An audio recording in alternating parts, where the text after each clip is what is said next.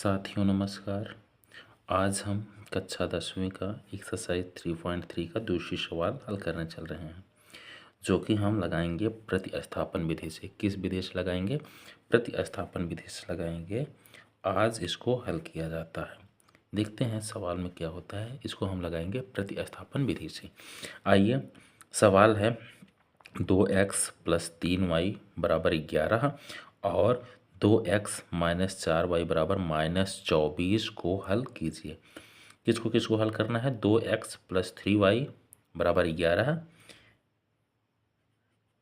चलिए, 2x + 3 यानी 3y = 11 और 2x - 4y = -24। इन दोनों को हल करना है। क्या करना है? हल करना है। हल कीजिए और इसमें m का मान ज्ञात करना है, जिसके लिए y = mx + 3 हो। तो हम m का मान निकालने के लिए क्या करेंगे? पहले अगर हम इसको हल कर लेंगे तो x और y का मान निकल जाएगा। x और y का मान जब रखेंगे तो m का मान हमको प्राप्त हो जाएगा। तो आइए पहले इसको हल करते हैं। क्या करते हैं? हल करते हैं। प्रतिस्थापन विधि से हल करने के लिए हमने आपको 3 स्टेप में बताया है। आइए लगाते हैं समीकरण। इसको समीकरण 1 मान लीजिए, इसको समीकरण 2 मान लीजिए। तो समीकरण 1 से पहले स्टेप में आपको समीकरण 1 से, स्टेप फर्स्ट में आपको क्या करना है? समीकरण 1 से। समीकरण 1 से क्या होता है? 2x + 3y = 11। तो हम 2x इधर ही रहने देते हैं, बराबर 11 माइनस में हो जाएगा 3y। क्या हो जाएगा? माइनस में 3y। अब x का मान ऐसे ही रहने देते हैं, 11 - 3y/2। जब हम x का मान निकाल लेते हैं तो हमें समीकरण 3 प्राप्त हो जाता है। क्या प्राप्त हो जाता है? 3। पहले स्टेप पे हमको x का मान ही निकालना है। पहले स्टेप में क्या करना है? x का मान ही निकालना है। जब हम x का मान पा जाते हैं तो हम वहीं पर स्टेप वो रोक देते हैं, उसको समीकरण 3 मान लेते हैं। अब स्टेप सेकंड में क्या करना है? स्टेप दूसरे में क्या करना है? स्टेप दूसरे में हमको करना है x का मान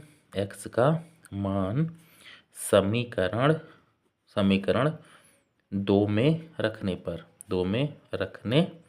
पर x का मान क्या करेंगे? समीकरण 2 में रखने पर। अब समीकरण 2 क्या है? समीकरण 2 है 2x - 4y = -24।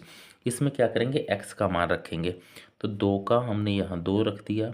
x का मान कितना है? 11 - 3y/2 माइनस में फिर 4y है बराबर -24।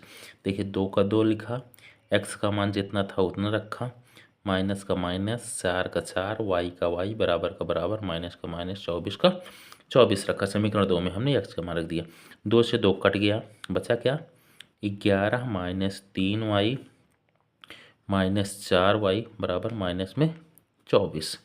अब 3y 4y माइनस में 7y बराबर -24 इधर आएगा। देखिए, ये प्लस में है 11, इधर आएगा माइनस में 11, यानी 7y बराबर हो जाएगा, क्या हो जाएगा? 35। माइनस में 35 कितना आएगा? माइनस में 35। अब ध्यान देना है, माइनस से माइनस कैंसिल, y बराबर आ जाएगा 5। y बराबर कितना आ जाएगा? 5। अब क्या करना है? जब y बराबर कुछ मिल जाए तो स्टेप सेकंड खत्म हो जाता है।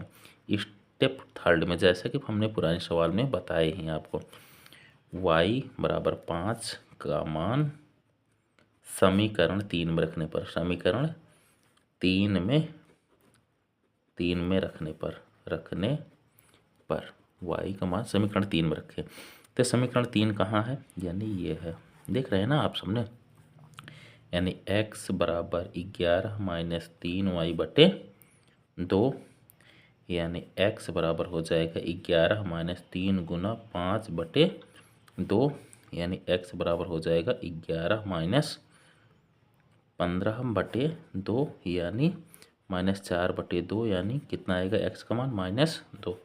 x का मान कितना आया? -2 आया है। अब क्या करेंगे, ध्यान से देखेंगे। हमको तो m का मान निकालना था, तो यहाँ हम आपको बता दे रहे हैं नीचे हमारे पास स्पेस नहीं है, जगह नहीं है। अब अतः y का मान m का मान प्राप्त करने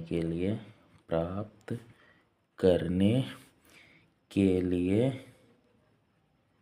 x और y का मान y बराबर m x प्लस 3 में रखने पर अब क्या करेंगे, y का मान कितना आया है 5 बराबर m, x का मान कितना आया है -2 प्लस 3, यानी m का गुना -2 में 2m आएगा प्लस 3 बराबर 5।